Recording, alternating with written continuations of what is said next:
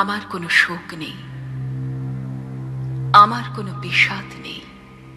হে কুরুবৃদ্ধগণ, আপনাদের নীরবতায় আমার কোনো ক্ষোভ নেই। পিতামহ ভীষ্ম, ক্ষমা করবেন, আপনাকে প্রণতি জানাবার স্থিরতা আজ নেই।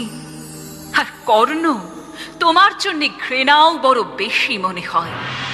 আর হে আমার পঞ্চস্বামী, আর্যাবর্ত বিজয়ী বীরশ্রেষ্ঠ অর্জুন, শক্তিমান ভীম, নকুল, সহদেব আর আপনি ধর্মপুত্র, আপনারা আমার কৃতজ্ঞ অভিবাদন গ্রহণ করুন। আমি সর্বজ্ঞা নই, যজ্ঞ ভূমির অগ্নি থেকে আমার জন্ম, ধর্মাধর্মের ক্ষুরোধার পথ আমার অজানিত। আর্যপুত্র, আপনার বিচার তাই আমার পক্ষে ধৃষ্টতা।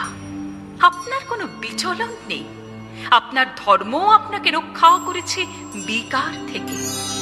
কৃতজ্ঞতা জানান সেই ধর্মকে।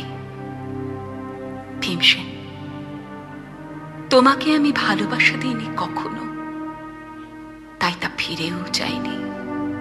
শুধু তোমাকে আমার জিজ্ঞাসা ছিল ফাল্গুনী, ঊর্ধ্বচারী মৎস্যের ছায়ালীন চোখের থেকেও দুর্লক্ষ কি দুর্যোধনের বুক? বলো সত্য করে, প্রেম নয়, শুধু পৌরুষের আস্ফালনই ছিল পাঞ্চালী বিজয়ের পটভূমি। কিন্তু মিথ্যা প্রশ্ন, আমি জানি তোমার কোনো উত্তর নেই, যেমন নেই কোনো ভালোবাসা। তোমার শুধু আশা আছে। কৈশোর থেকে তুমি জেনে এসেছ বীরভোগ্যা পৃথিবী আর রূপমুগ্ধা নারী। জেনেছ একদিন ধাতরাষ্ট্রের হাত থেকে ছিনিয়ে নিতে হবে কৌরব উত্তরাধিকার। জেনে এসেছ যেখানে যা কিছু সর্বোত্তম সেখানেই পৌঁছতে হবে তোমাকে। শুধু এই কুমারী লক্ষ্যের দিকেই তোমার দৃষ্টি ধনঞ্জয়। তাই অনায়াসে তুমি সরে যাও এক নারী থেকে অন্য রমণীতে। তোমার পূর্বপুরুষেরা যেমন একদা এক তৃণপ্রান্তরকে নিঃশেষ করে চলে যেতেন বনান্তরে। এই দৌত সভায় দাঁড়িয়ে আমাকে জানতে হলো নারী শুধু কয়েক প্রহরের বিলাস সঙ্গিনী, মণিময় হার, শত সহস্র তরুণী দাসী, দান্ত মাতঙ্গ, গন্ধর্ব প্রেরিত অশ্বযুধ। আর আমি পাণ্ডবপুত্রবধূ। এক পংক্তিতে দাঁড়িয়ে আমরা সবাই অপেক্ষায়।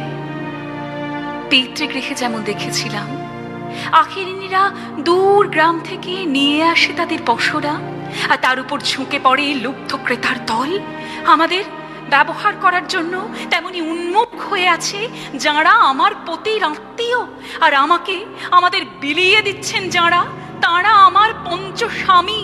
বিবাহের মঙ্গলসূত্র হাতে বেঁধে যারা একদিন আমার উপর নিয়ম সিদ্ধ করেছিলেন তাঁদের অধিকার। না, শুধু এই রত্নমণ্ডিত সভাগৃহেই নয়, আরো আগে আমাকে জানতে হয়েছিল আমার কোনো বাসনা নেই, নেই কোনো নিজস্ব ইচ্ছা। অর্জুন, প্রথম দেখার মুহূর্তে আমার হৃদয় দিয়েছিলাম তোমাকে, অথচ আমার শরীরকে প্রথম আলিঙ্গন করলেন ওই মহাভাগ যার খ্যাতি ধর্মপুত্র বলে।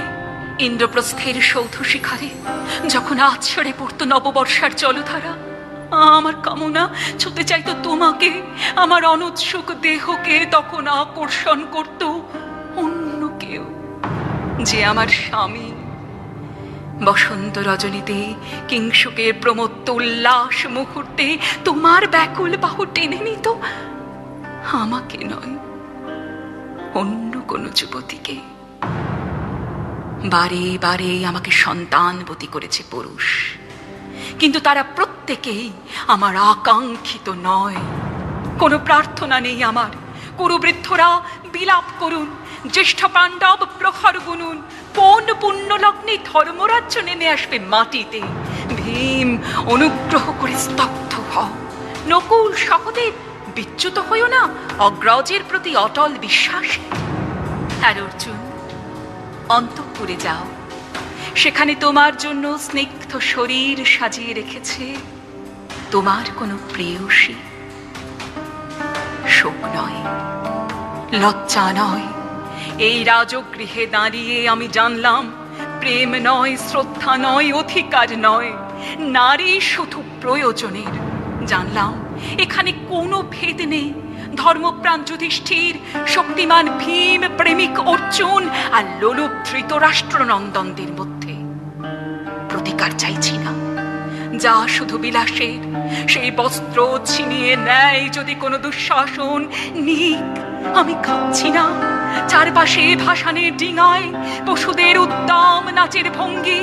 আমি দেখছি না চারপাশে ক্লীবেদের অক্ষম বিলাপ। আমি শুনছি না। ধনুর্বাণ নেই, আমি ফিরিয়ে আনছি আমার জন্মের স্মৃতি, যজ্ঞের আগুন। দ্রৌপদী নই, নই পাঞ্চালী, নই ভরত কুলবধূ। আমি কৃষ্ণা, যজ্ঞাগ্নি সম্ভূতা, শুধু নারী এক।